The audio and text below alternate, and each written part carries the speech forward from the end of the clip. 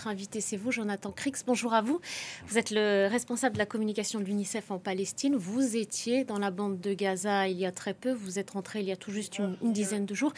Quelle est la toute dernière image que vous avez en tête de l'enclave palestinienne?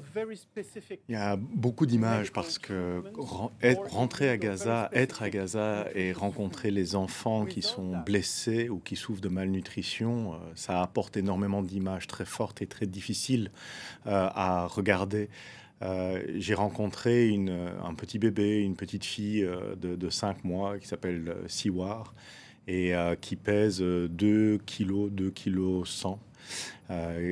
Elle était dans ce centre de réhabilitation pour les enfants qui souffrent de la malnutrition et littéralement, elle n'avait plus que la peau sur les os. Et quand je l'entendais, il y avait un petit murmure qui sortait de sa bouche. Et en fait, je me suis rendu compte qu'elle pleurait et simplement, elle n'avait pas assez de force pour pleurer. Et donc, ce sont des situations qui sont particulièrement difficiles. L'UNICEF a traité, a supporté, a soutenu plus de 11 000 enfants qui souffrent de malnutrition aiguë.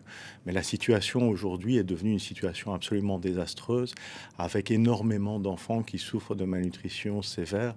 Et c'est très très difficile à gérer puisque à part quelques camions qui ont pu rentrer ces derniers jours, cela fait plus de 2 mois qu'aucun colis d'aide humanitaire n'a pu rentrer dans la bande de Gaza. On a vu à l'instant quelques images de vous. Vous étiez notamment dans l'hôpital Nasser à Khan Younes. Comment est-ce qu'on maintient en vie les blessés? Comment est-ce qu'on soigne ces blessés, ces enfants notamment, quand on sait, et vous venez de le dire, que tout manque à Gaza? Alors, quand j'étais à l'hôpital, j'ai rencontré une jeune fille qui a 11 ans, qui s'appelle Misk, et son corps était brûlé suite à une frappe, et elle venait d'apprendre 2-3 heures avant que je la rencontre que l'ensemble de sa famille avait été tué dans la même frappe, à part sa petite sœur. Et en fait, quand j'en discutais avec les docteurs sur place, ils expliquaient qu'il manquait d'anticoagulants, il manquait également d'anesthésiants ou d'anesthésiques. Et donc, c'est parfois très très difficile d'imaginer la souffrance de cette petite fille de 11 ans dont le corps est brûlé et qui n'a pas de calmant pour simplement atténuer la douleur physique. Donc c'est une situation qui est fondamentalement problématique.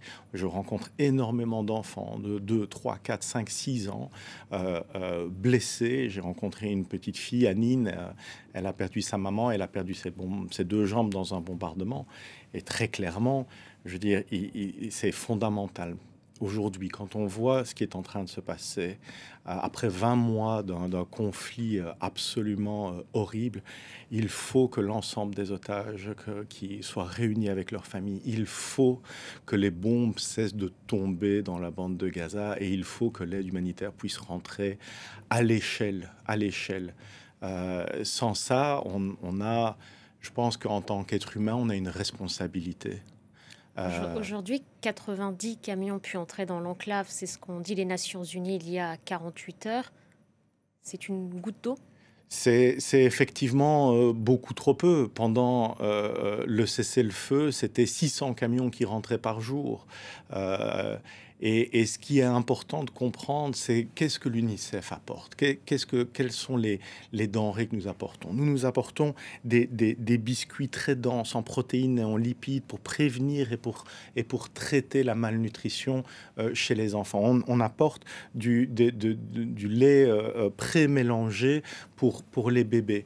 On apporte des kits pour l'allaitement pour les mamans.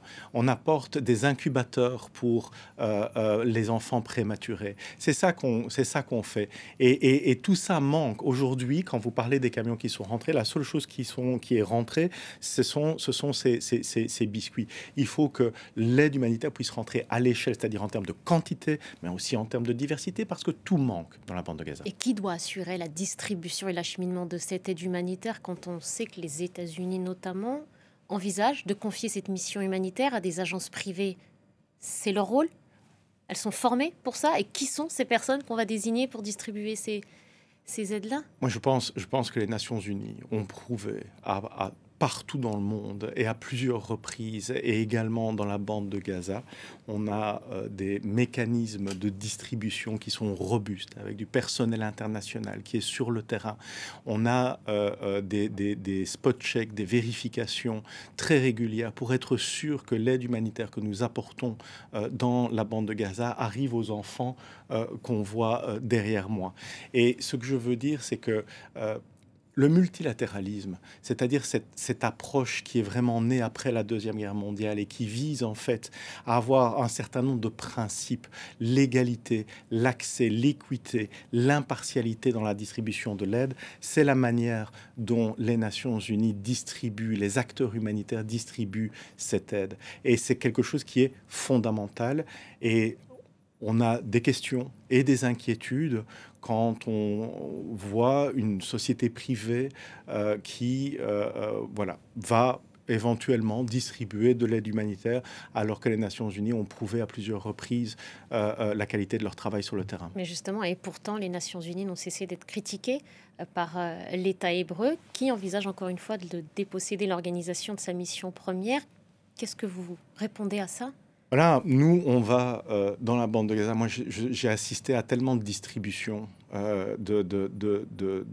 dans ces centres qui traitent la malnutrition. Vous savez, on parle beaucoup de ces supplies, mais qu'est-ce qu'on fait également? On fait du soutien psychologique et du soutien psychosocial. Il y a 1,1 million d'enfants dans la bande de Gaza, et tous 1,1 million d'enfants a besoin de soutien psychologique et social. C'est un travail qui est fait par l'UNICEF. 300 000 enfants ont reçu ce soutien psychologique. Ce n'est pas assez, très clairement. Mais quels sont les symptômes auxquels vous avez été, vous, confrontés en termes de trauma de ces enfants ? Ce sont des enfants qui vont ne pas dormir, qui vont avoir des problèmes pour se nourrir, qui vont sursauter dès qu'une porte claque, qui vont fondre en larmes, qui ont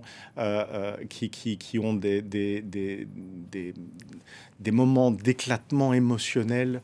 Et ce sont beaucoup d'enfants qui ont vraiment besoin d'un soutien. Vous savez, j'étais à une de ces activités récréatives où en fait les enfants jouent, ils font un petit peu de mathématiques, un peu d'écriture, ils font des dessins, ils chantent. Et pendant 2 heures ou 3 heures sur une journée, ces enfants peuvent être des enfants. C'est-à-dire qu'ils peuvent faire ce que le reste du temps, l'impact des bombardements, les murs qui tremblent, et je peux vous assurer que quand vous êtes dans la bande de Gaza, vous sentez les murs qui tremblent et les villes qui tremblent. Et quand vous entendez, Jonathan Crix, il nous reste quelques secondes, des députés israéliens qui disent que même si des enfants sont là, il ne faut pas hésiter à les tuer parce qu'ils sont utilisés comme boucliers, etc. Ça, c'est un discours aussi qui s'est retrouvé au sein de la société israélienne, de la classe politique israélienne. Qu'est-ce que vous répondez quand on dit qu'il faut les sacrifier, ces enfants? Moi, je suis un acteur humanitaire. Je ne commente pas sur des décisions politiques, mais ce que je peux dire, c'est que ce que je vois dans la bande de Gaza aujourd'hui, pour moi, est une tâche sur la conscience de l'humanité. Et c'est quelque chose dont tout le monde doit vraiment être pleinement conscient. J'ai rencontré énormément d'enfants qui, à 1, 2, 3, 4, 5, 6 ans, n'ont absolument rien à voir avec ce qui s'est passé. Le 7 octobre. Merci beaucoup, Jonathan Crix. Merci pour votre témoignage.